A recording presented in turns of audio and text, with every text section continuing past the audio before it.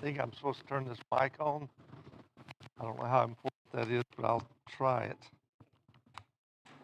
Um,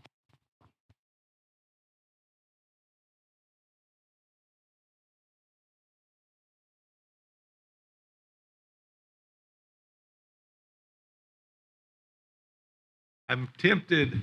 I kind of made up my mind that I was going to ask you guys down front to move up so that I could put everybody together. We may still do that some. I kind of like to ad lib. But it's great to be here with you guys. Really a privilege to get to spend some time with you. Really honored to be here. It's such a beautiful city. I remember coming here when I was a teenager, a young teenager. My father and mother divorced when I was very young, like a baby. And I lived in Alabama. My dad lived in Kingston, Tennessee, north of here, a couple of hours. And he would come down and pick us up. We'd spend a few weeks with him in the summer. And we would come through Chattanooga, and we'd always stop at Crystal and get waffles. And that was my only experience, really, of eating out when I was younger. We didn't go, there wasn't a McDonald's till I was a teenager. But we'd go there, and I love those things. So when I went to college, first thing I did was I bought a waffle iron and made my own waffles. It wasn't quite as good as Crystal, but it was good still. I enjoyed it. But I love Chattanooga. It's such a beautiful place. And of course, to me at that time, it was a really big city. So I had to adjust to those kind of things. But, I like to really get to know you guys because one of the reasons I'm here is I'm going to get with the leaders and talk about how to build up the church, how they can build it up and help you to build it up. And one of the most important things for building up the church is to really get to know one another. So, am I not working? I'm not surprised at that. You can see a lot of them.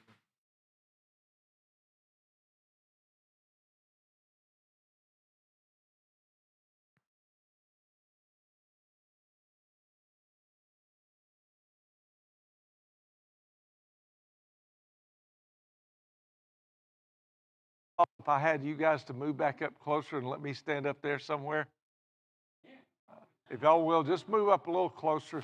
Give me a couple rows. And Kevin, could you carry this big old bag of mine up there for me? Y'all just move up so that you're kind of huddled in a closer group. And I'll be up there closer to you, and you can tell how bad my breath is being up close to you and all. Go those rows right in front of the folks that are sitting toward the back. I got a little dizzy coming in here, actually, because I'm old. These steps. I you guys climbing or going down these steps. I'm going to jump right in here. There'll be enough room. Kevin, if you just sit that up on the table there.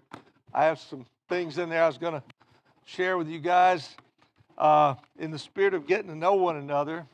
I told you myself, and I'll walk around some so I can be in one place. But I grew up with a single mom, 6 by herself, and I'm the only nice one out of all 6. Can you believe that? I like to tell students that I teach a lot in schools. I do STEM education with kids. Tired from my job. I may still not be. I'll just use.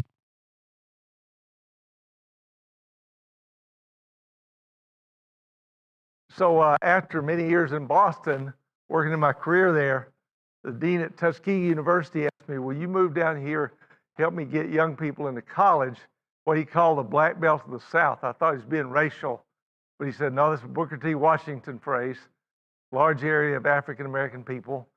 And I grew up real poor in the South, so I liked that idea. I got my company to move me. I had them kind of over a barrel, so they needed me. So they moved me to Atlanta, and I could work with Tuskegee and the other historical black colleges. I worked with the University of California and other places too. But my real goal with working with these kids in school is to help them get a good job so they can feel successful. Because if you feel more successful, you're going to probably do better in your life. You're not going to feel like you're always underprivileged. You're not going to get into a life of crime because you're making money over here and things like that. So the same thing for you as Christians. I want you to realize how gifted you are and what a gift you are to others. Somebody read Ephesians chapter 2, verses 8 through 10 for me. I have these things written down somewhere, and I may follow the notes too. But if I don't, y'all forgive me because you don't know what I got. Who's got that one to read to me? And read it out loud so people can hear you good. Can you stand up and read it for us, brother? Say it to them so they can hear you. For it is by grace you have been saved through faith. And this is not of yourselves, but it is the gift of God, not by works, so that no one can boast. For we are God's handiwork, it is grace through good work. God prepares Okay, good. There's an old Greek professor up in Nashville. He's 95 years old now. And he told me that in that verse, if you read the declension of the verbs, I don't even understand English that well, much less Greek. But Bob says if you read the declension of the verbs and everything, he says that that describes us as gifts to one another, as if we bow on it to give to each other. So we together on Sundays is from somebody. You know, if that's a $5 bill, that's not a huge amount, but that'd be a nice gift. But I was going to offer that. Haley, would you do that experiment for me for $5? Okay, she don't want to do that. Man, let's do that.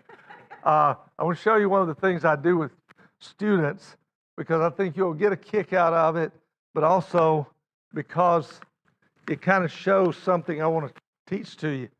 It's much easier to learn by doing something than by hearing a lesson about it or reading a book about it.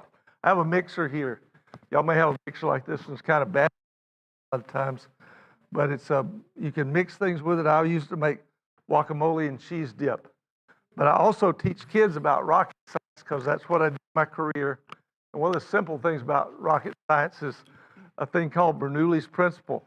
It's great that we're in the School of Engineering here. They teach that here. Any engineers in this crowd? Hey, man, got one at least. You remember who Bernoulli was? All right. What did he teach us? Okay. He gave us something. He was 400 years. There's something called Bernoulli's principle.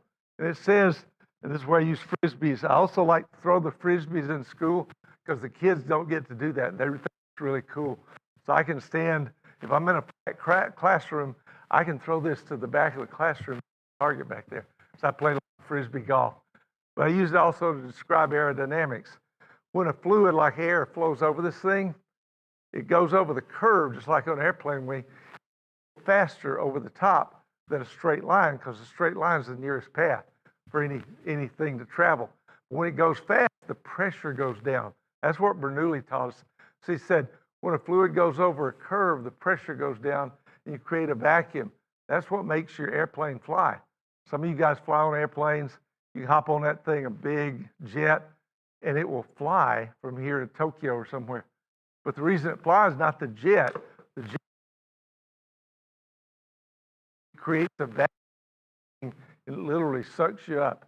I use this when I'm teaching kids. I say, help your mom, dad clean up the house, and you get that vacuum cleaner out with the hose on it.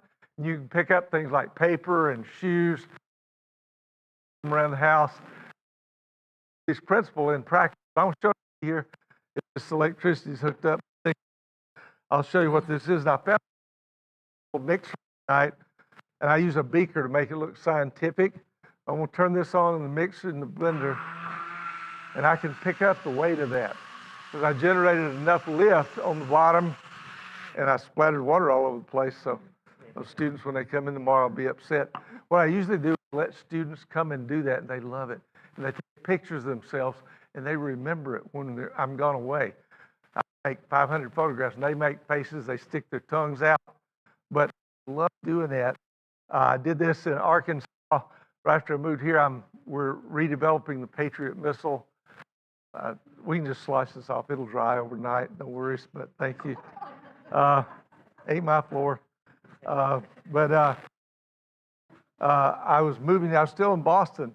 I went to Arkansas. We're designing a rocket out there. And I contacted the state superintendent of education and said, hey, I'd like to do some STEM education with kids. I met with him and his staff. He's a pretty important person. He's in charge of education for the whole state. And he arranged for me to go to school that afternoon. And I went to school in an underprivileged community. And I did this class, and I did this little experiment. At the end of the day, went out and we launched some water bottle rockets, which I have one here. These things will fly sometimes 500 feet up in the air. You put about half full of water, and then you put it on the launcher and pump it up with a bike pump and launch it, and the kids can do it. It'll fly literally 500 feet in the air. The ball on here is to keep it, when it comes down, it's going the same speed it did when it left, and if it hits you, it'll hurt. So you put that on there. Too bad it hit you. But we did that, went back in, and they actually had a TV used covering it. I didn't care about them. I'm there for the kids. We did it all. Came back. I'm cleaning up my messes, putting away all my around the legs. Said, "This." I didn't do nothing. I spent an hour with them and did some simple things because my goal was, I have an hour with you, just like I had an hour with those kids. I'm not going to teach them something in an hour. I just give them some ideas that maybe they can do something like this. And maybe they've never been exposed to it. And the dean at Tuskegee said a lot of black parents have not established taking their kids to college. Well, that's true of a lot of white parents too, and Latino parents, everybody else. So it ain't just to that community, but it is true. So if I can give those kids an idea that they could actually do something, then they can go and make a lot of money. You get out of school and you get a job at Walmart, if you're making $10 an hour, maybe more than that now, $10 an hour is about $20,000 a year if you work a lot all year. You go to college and get an engineering degree or some other science, you walk out of college making $80,000 or $90,000 a year. That's nice. Kids, I ask them, how many of you like money? Their hands all go up. I ask teachers, do you like money? But I realize you don't, because your teachers enough to justify, especially the kids are a pain, as we all were when we were young too. But even here today, teach you some simple things about really about how to make disciples. But the biggest thing about following Jesus is learning to love people. If you look in your Bible and you go through the book of John, anybody remember what happened in John chapter 4? Who did Jesus meet in John chapter 4? It was a woman. Samaritan woman. Samaritans will look down on, we talk in America about the whole racial conflicts and ethnic. The Jews hated the Samaritans because they were half-breed Jews. They came in when the Jews had been taken captive, and the Babylonians brought some foreigners over there, and they mixed up. They left the Jews that were unable, that maybe mentally handicapped or physically, so they intermarried, and the Jews looked down on them badly.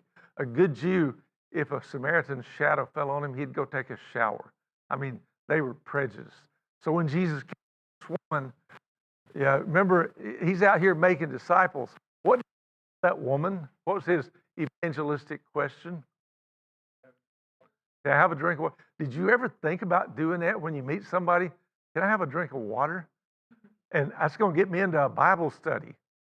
We think, oh, I got to have a gimmick. I got to know all kind of scriptures to give them something really complicated, and I've got to prove their atheism's not right or something like that. That's a bunch of baloney. People care if you actually know them. I had a friend that led the campus ministry at MIT. He was a Harvard student. He graduated number 1 in his class at Harvard Law School. And he was baptized at Harvard. After about a year, they sent him over to MIT to be a campus minister. And he was real concerned. He's very smart. Because I went out and bought books on archaeology and science and all this, because I needed to prove things to the students at MIT, because those are nerds. They're super nerds. But he said, I never used one of those books. The first person I baptized, his mother would discipline him by shoving his face in a toilet when he's a kid. All he wanted to know was, does somebody care about me? I guarantee you, there are people out there that feel the same way. And you don't have some PhD in anything to make disciples. In fact, recently, one of the girls at church met a lady at church, met this fellow who's getting his PhD at Georgia Tech. Tech is rated even more stressful than MIT. It's actually GIT, Georgia Institute of Technology. And I couldn't get in there, life depended on it. But they let me teach down there because they don't know how bad my grades were at Auburn. But she met this young man, 29 years old. He's getting his PhD in electric propulsion. Now, I did rockets all my career, but electric propulsion is very esoteric. It's like if you want to take a barge from here to Pluto, you use electric propulsion. You don't have to have any fuel. You just use energy. And I was doing that. So she wanted me to get with him, and she said, don't push the Bible on him. He's not into that. And I said, okay. And she really liked him, so she wanted to get a relationship. I got with him, and we talked for 30 minutes about rockets. That was fun. You know, we both enjoy that a lot. And then I said, you know what they don't teach very well here at Tech? They don't teach you how to get along with people. And he lit up.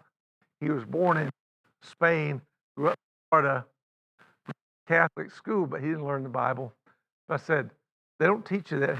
He said, yeah, my professors in Florida, an undergrad, they cared about you.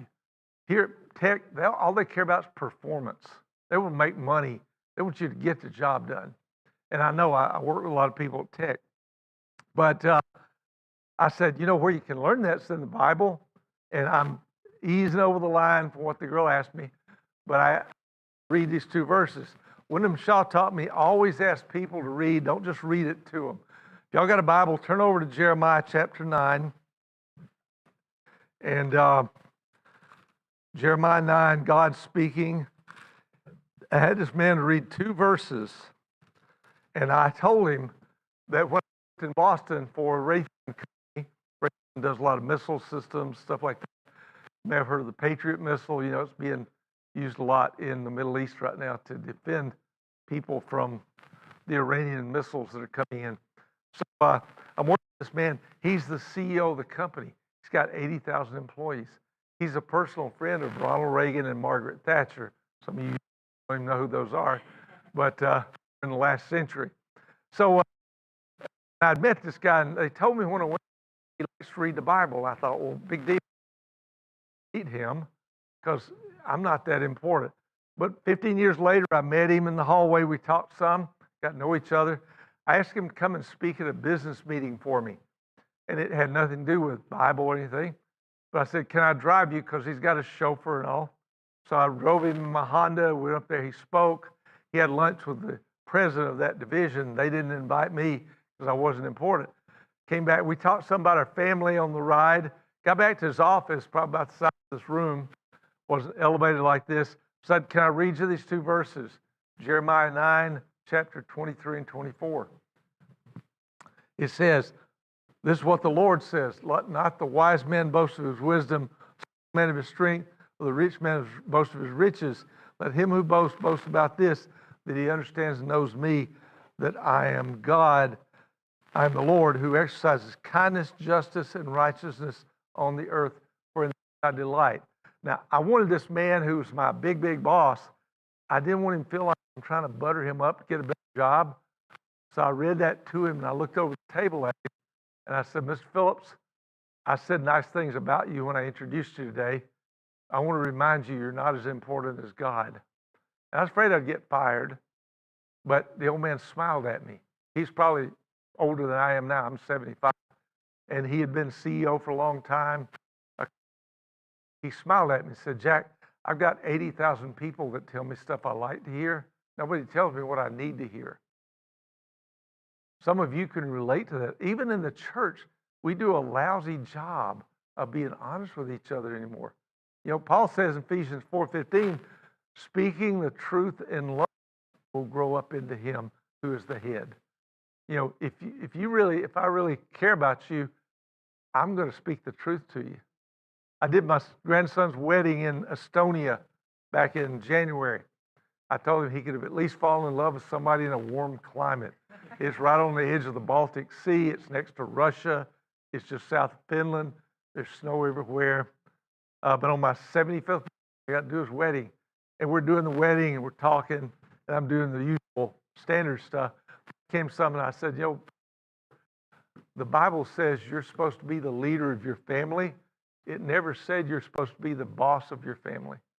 If I ever hear of you being the boss and acting like the boss, I'll get a stick and I'll beat you. Those poor European people are looking out there like, what do these Americans do like that? I said that to Jordan Massey. Some of y'all know Jordan. And I told him, hey, if you mess up your ministry, I'll disciple you. If you mess up your family, I'll get a stick and I'll beat the tar out of you. And he said, I'll get the stick for you. We need to have that spirit that, man, I need a friend that'll be real honest with me, that'll say things to me when I don't like to hear them. Now, we need to go overboard in saying nice things to people, but be honest, and they ought to know there's a lot of people that I know that I literally could take a stick and beat them, and they would thank me because they know I love them. They don't ever wonder if I care about them. You need to convey that to people. If you look back at John chapter 4, when he met that woman, he said, well, I'm a Samaritan and I'm a woman. Jews don't talk to Samaritans. She's being nice to the guy. She's being honest. She said, your friends are going to look down on you if you... And I'm a woman. A Jewish man wouldn't speak to his wife in public back then because women just were not important. Now, 1960 or something, when I grew up, poor out in the country, we picked cotton with a lot of black people. Mom would invite them to our house for meals. And I never knew there was a racial divide, In fact, in the country, they live a mile away. But the black neighbors closest to us had a television in the 1950s. We didn't have one. One night a week, they would invite me to watch Gunsmoke.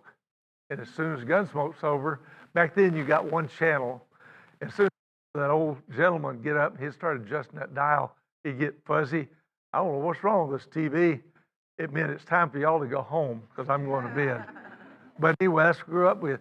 But when I was about 10, I'm with my dad up in Tennessee, me and my brother, and we had this young black kid playing with us because dad and stepmom both working, and he needed to go to the bathroom, so when he used the bathroom, that day at dinner, Dad told us, don't let him come in the house again.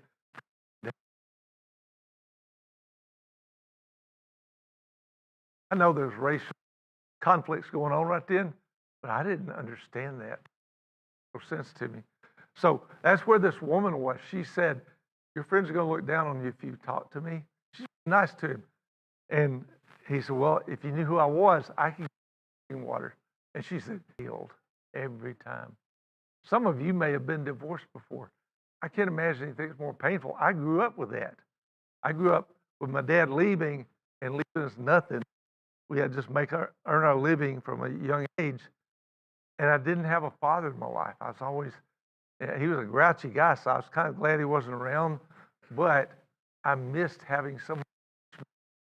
So marriage, divorce is the most painful experience in life, I think, people go through. But Jesus talked about it, and the woman never got upset. She didn't say, how dare you talk about my marriages? No, but this time she was interested because this guy's telling her stuff she didn't understand. By the time she went and got the whole village and said, you've got to come to this guy. He's told me about my life. He is a village. Now, I don't know how many of you have been invited a whole village, to come out to church or anything or study. But this woman went from being an outcast of society and come and listen to the Son of God tell you about yourself.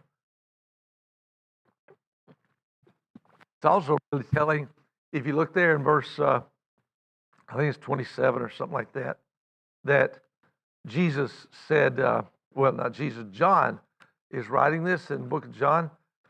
Anybody got John 4:27, what it says? I know what it says, but I want you to know. Just then his disciples returned and were surprised to find him talking with the woman. or why are you talking with him? Okay, Leaving. that's good. So, this is his best friend. John was Jesus' best friend. And that's what I want to teach you guys to do today is make a best friends to each other.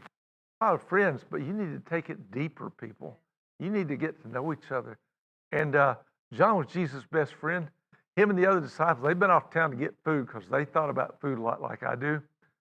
But they came back, and John even took some Bible verses. Those are precious things.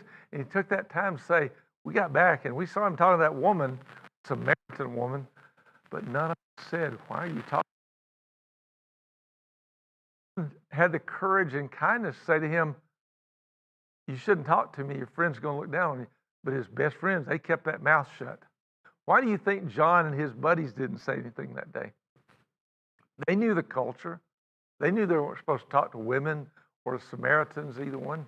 Why did they not say something?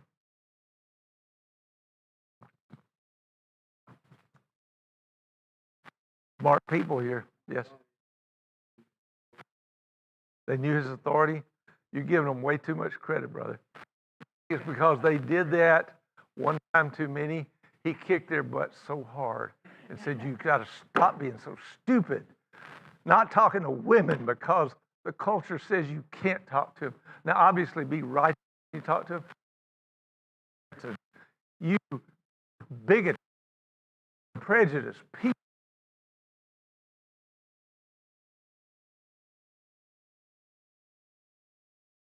You may remember this one time when Jesus told them, I'm going to Jerusalem, I'm going to get killed, Matthew 16. And Peter said, no, you're not. What did Jesus say to him that day? Get behind me. Now, it would hurt your feelings if I called you Satan. That means the deceiver. But if the Son of God called me Satan, I just want to crawl in a hole. It's over. I ain't going nowhere. He did that to Peter. He said, Peter, you're acting like Satan. Get behind me. Man, that would just crush you because you put all your trust in Jesus. But he didn't say it to be mean to Peter. He's being honest because Jesus only had 3 years. He does know how to take this to everybody else in the world. And he didn't have time to tiptoe around things and not get the job done. So he had to be very honest with them. If somebody's real honest with you, like I was with my grandson, don't get your feelings hurt and go off and whine about it. Try to understand. Ask questions. Now, sometimes we're going to mess up and we'll say stupid things. That's okay. You feel free to correct me. That's okay. I'll make plenty of mistakes. Listen, especially if you know that person cares about you. And of course, it helps know the Bible. You turn over one chapter, John chapter 5, he met a man who was crippled or lame, couldn't get into the pool in time to get healed. Only the first one in got there. Jesus was a very thoughtful person when he taught that woman. He was very thoughtful when he taught that man who was crippled. What did he say to the man that was crippled? What was his first question to him? You really want to get well? Cotton picking. I got a friend, Justin, that some of y'all have met. He's in a wheelchair. He's got cerebral palsy. His father left before he was born, so he didn't want to deal with a kid with needs. His mom married a guy who was an alcoholic and moved down here, and she died when he was a teenager. And I baptized Justin in college. One week, stepdad beat him up. He's on this old walker. Stepdad came up behind him, beating on him. Sent him to the hospital. I had to get a lawyer to get him away from that guy. But I call Justin all the time. I call him crippled. He's from Brooklyn, so I make fun of him being from Brooklyn. Justin laughs his head off because everybody else talks about him being handicapped. They're all nice to him, but he knows how much I care about him. He never wonders about that. I could call him anything, and I do that just because I know he loves it so much. I try not to be doing that, although bad said, but Justin's crippled. He helped me study this guy. He can't get up here. So back there, talked to me about it's not good language to be using when you're up front of the church as well. I thought it meant more to Justin than it meant to y'all. I'll take my chances on the church. Man who's crazy. And as long as Justin knows that I know him. And so, y'all, be honest. Build friendships so that that person who doesn't wonder if you mess up the terminology the way he said. If you got a gay friend and they go by he, she, or they or something, and you don't use the right pronoun, they ought to know how much you care about them, not because you messed up with some pronoun used. And I'm not advocating people being all gay and things like that. They know that I don't approve of that, but they know that I love them. They know that I care about them. So be careful. Don't get so carried away with your speech that you worry too much about those things instead of being honest and that person really knowing how much you care about them. You going through there, you know, John 8, he runs into the woman brought in adultery. John 9, he met the blind beggar and healed him and stuff like that. But I would encourage you to read through there, because if you want to learn how to be effective people, disciples, read what Jesus did. He didn't do genius. He didn't need some extreme education or some really cool narrative. And you know, we had Bible talks. And I used to think you had to have a really clever punchline for a Bible talk to get people interested. But then I'm in this Bible talk with an old doctor. He's 85 years old. He's still practicing now.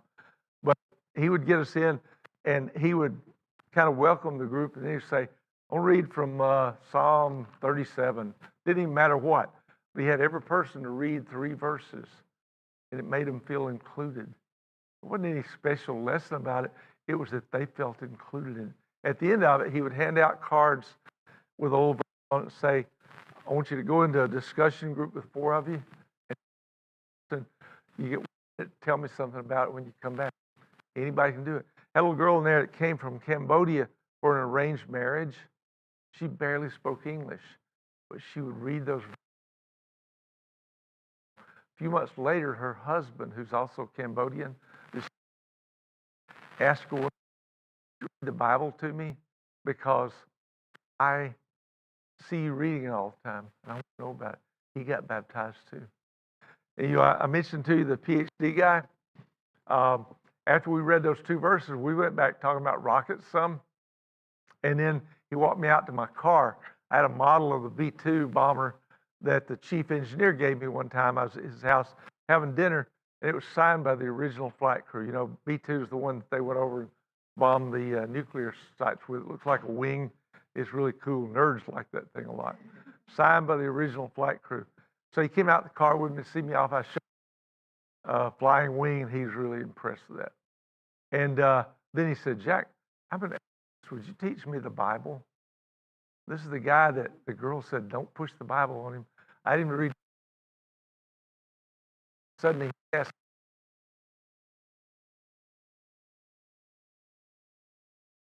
I want you guys to learn that I didn't do anything special. I didn't even read 2 Bible verses. People are hungry to know the truth. And you know, whether atheists, professors at Tech, professors at UC, they know they really need something that you have. And you need to remember, I said earlier in Ephesians 2, verses 8 through 10, you're a gift wrapped up to each other. You're especially a gift to be given to the people you're with every day. And you need to practice at being a good gift to them. You need to be honest to them. And you need to always be thoughtful. Anybody know what Ephesians 4:29 says?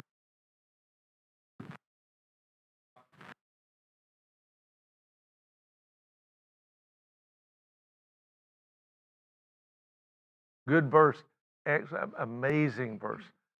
The disciples don't listen to that nearly enough. We go on Facebook and we say, if you don't agree with my political beliefs, you unfriend me. I don't like you anymore. Man, how stupid is that? I don't care. Vote for, that's your privilege. That's an American thing. It doesn't keep me from being your brother and sister. But, you know, we can say stupid things to each other, and I can do that. I have to go back and apologize. But Paul says, don't let any unwholesome talk come out of your mouth. That goes cussing and stuff like that. No vulgarities, no sexual innuendos. Then he says, but only what's helpful for building others up according to their needs, that it may benefit those who listen. That's like nuclear fuel. It's so powerful. Um, I started writing something last book. Yeah, I moved down here. We're redesigning the Patriot missile, and right now there's a terrible thing going on in the Middle East where people shoot missiles back and forth at each other.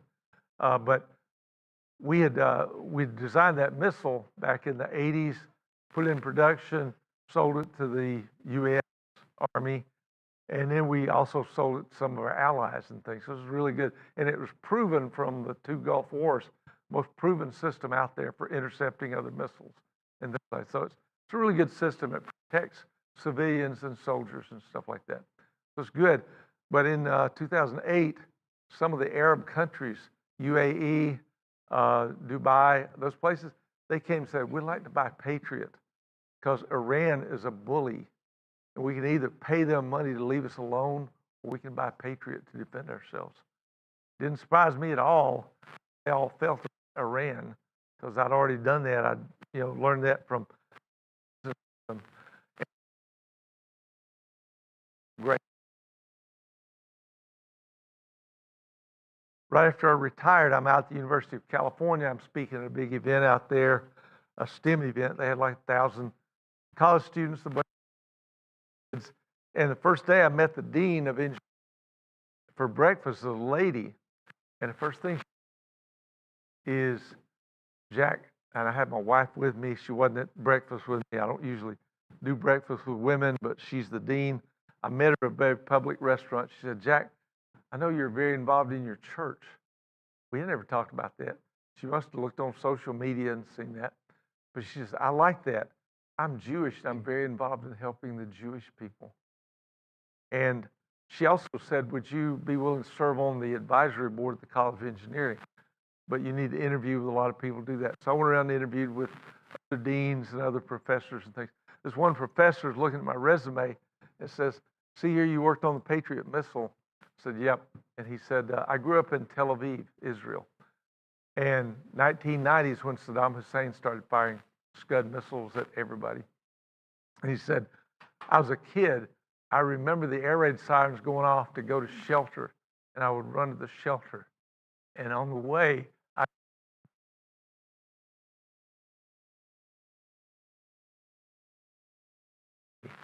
thank you for my life. Man, thing that we have, and you don't have to do all that stuff to earn somebody's trust. All you got to do is be a good friend to them. And you need to be that great friend to each other as well. So, back to my notes, see if I'm missing things I should have told you already. One of the reasons I'm telling these stories about myself, I want you to get to know me. That's how we become friends. We get to know each other. Now, it isn't just because we have intellectual discussion with each other. Rachel, you're friends with what's his name over here. How'd y'all become friends? Online? Amen. Good. I've arranged several marriages, by the way, and I don't even do it through DT, but I'll tell you that later. But once y'all got to know each other and you met, what did you do that helped you know each other, that you liked one another and all that?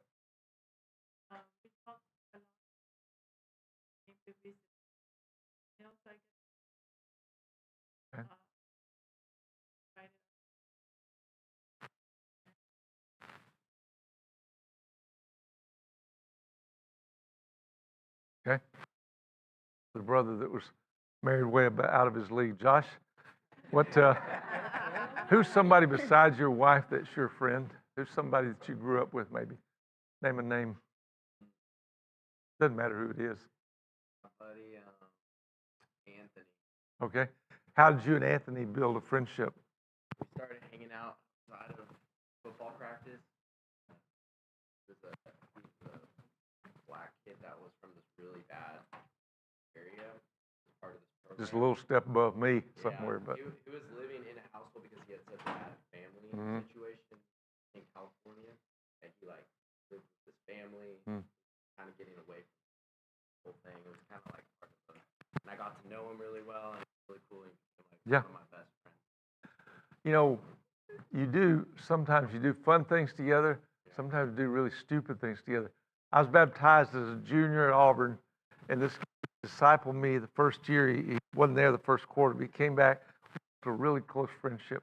He was studying, but he'd grown up in the Church of Christ, traditional church, but he didn't like it at all. First 2 years at college, he stayed drunk all the time. But somebody reached out to me, became a real Christian, and he got serious. He taught me a lot of things. We'd do things together. I remember one of the things we did late at the laundromat, and he would he was on minister. He's been a minister 50 years out in Washington. After engineering school, who did something, but we're still close friends after 50 years. I stopped seeing him a few years ago when I'm up there teaching, and it was just like we'd never been apart. But you may do some dumb things together. It's not just all built on, oh, we did something really spiritual together, we did something intellectual together. No, you do dumb things together too, especially when you're young. So build your friendships. Don't intentionally do dumb things. Don't do dangerous stuff. Don't get no dryer. You could get killed in there. It's probably one of the worst things. But that's how you build friendships. That's how John built friendship with Jesus. They were really close buddies. Now, Jesus had the 12, and doesn't get upset for time with John. They just really, connected. And one of the things you remember most about John is how much he loved people. He used love all the time. That's where he recorded in John 13, 34, and 35. By this will all men know that you're my disciples, that you love one another. Okay?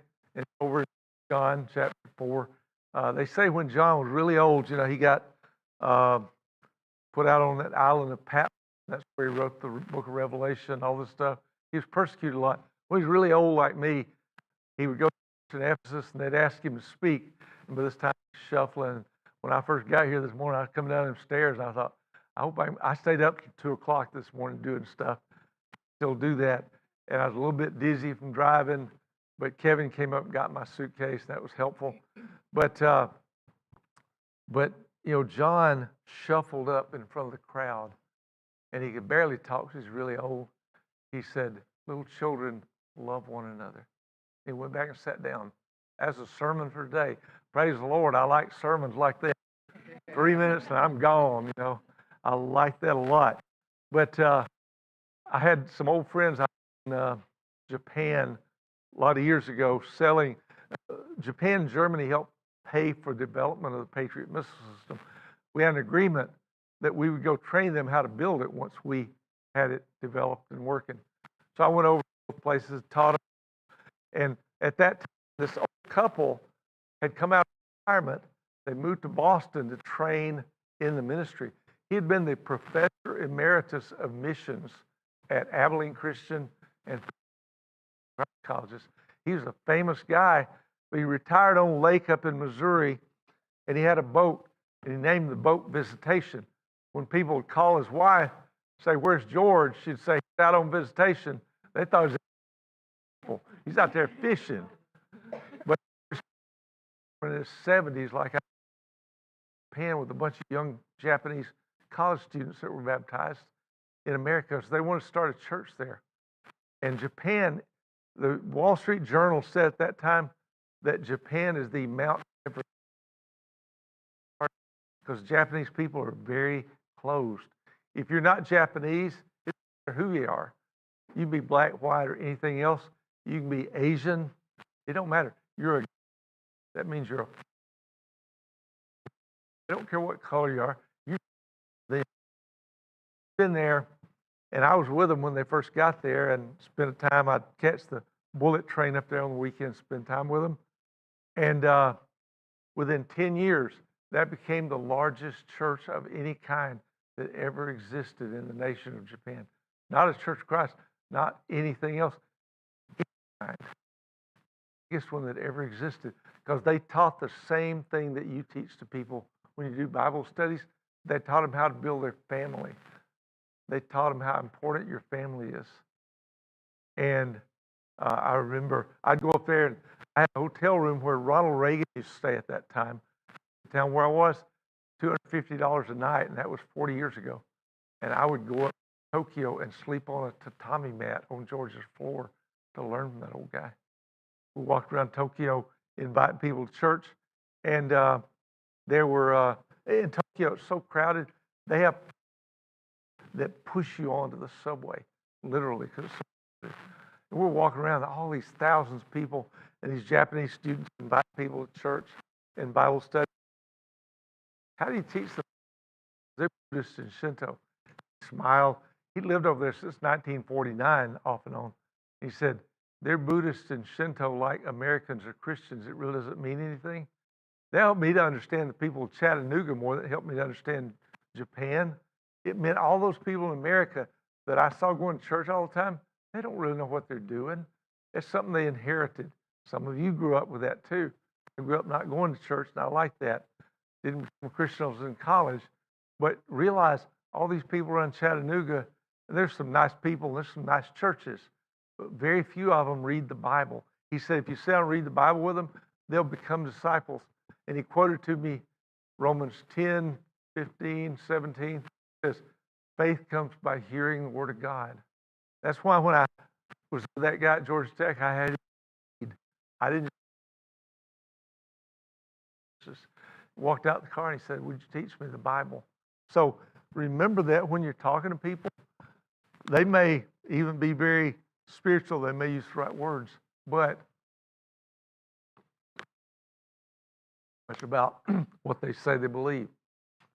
George moved over there in 1949 originally, built a house and a church building in Tokyo right after the war, and he built it himself. That's what you did back then. And he paid $1,000 for maybe a half acre of land and all the materials to build a house and a church building. When he moved back over there in 1986, that piece of property is worth $120 million because he built it in what is called Shinjuku, but it's like Manhattan in New York. It's where all the wealth is. So it became fabulously worth money. So he moved back over there, started again, started baptizing people. He died a couple of years later, but he had a great impact.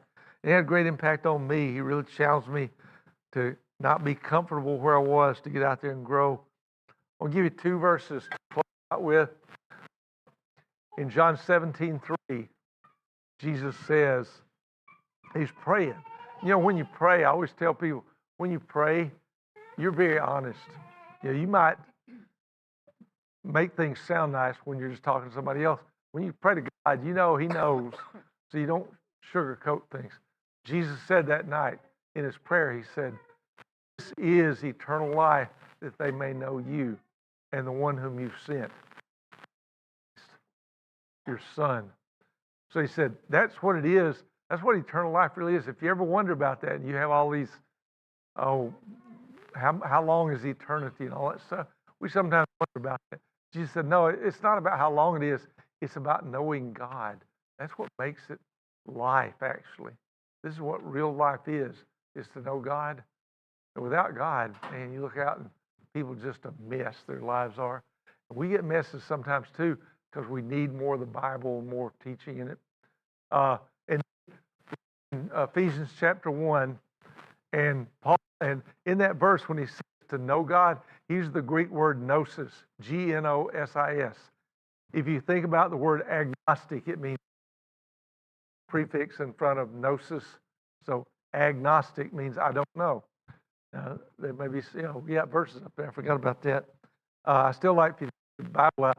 And my friend Wyndham Shaw always said to others, it's good to have a paper Bible. I just love these phones. They're convenient. But Wyndham said he liked that. And at his funeral, I spoke there, and I got on one of the brothers because he used his iPad. I said Wyndham didn't like electronic Bibles. Good with electronics either. But Fred Fowler, who teaches about prayer, he's an engineer, he said, I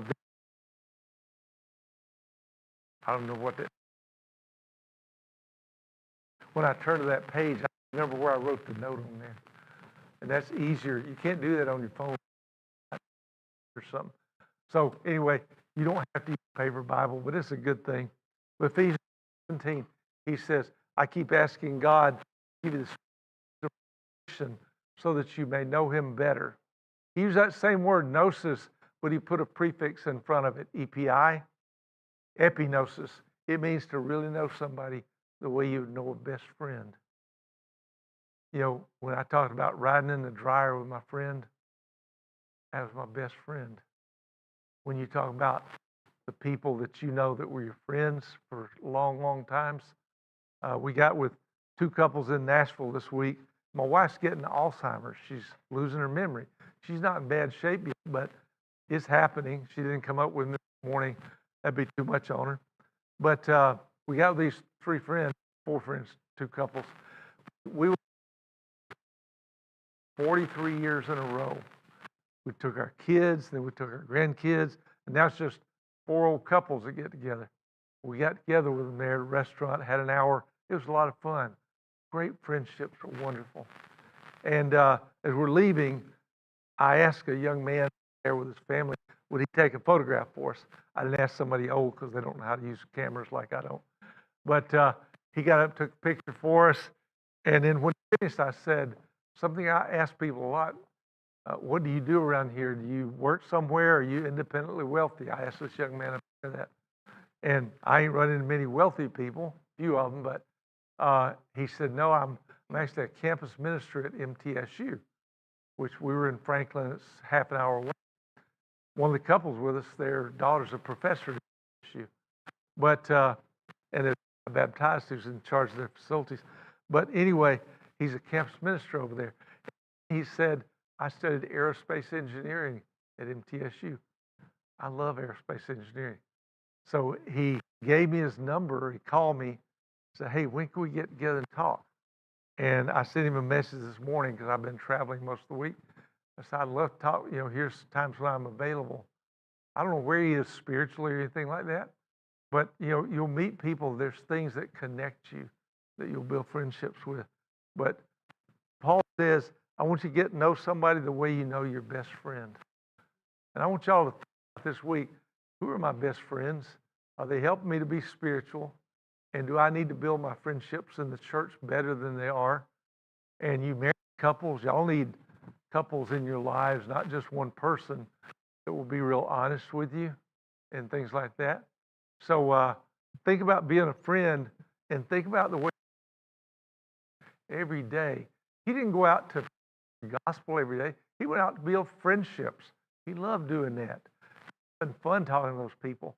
And, you know, the old Pharisees, Sadducees, they'd come in with big religious questions. Oh, we got stuff that we've been questioning for 100 years. And they'd throw it at Jesus. He'd just, you know, should we pay taxes? Penny. He said, you see me that penny. He said, okay, we'll give him. That's important. Caesar. Give to God what's God's. He didn't focus on intellectual arguments. He knew more than any of us did. But what he did was he just loved people. So when John comes along there in 1 John 4, when he's getting old, he says, little children love each other. And I got that verse written down somewhere here in my notes. I can read you of it. Dear friends, let us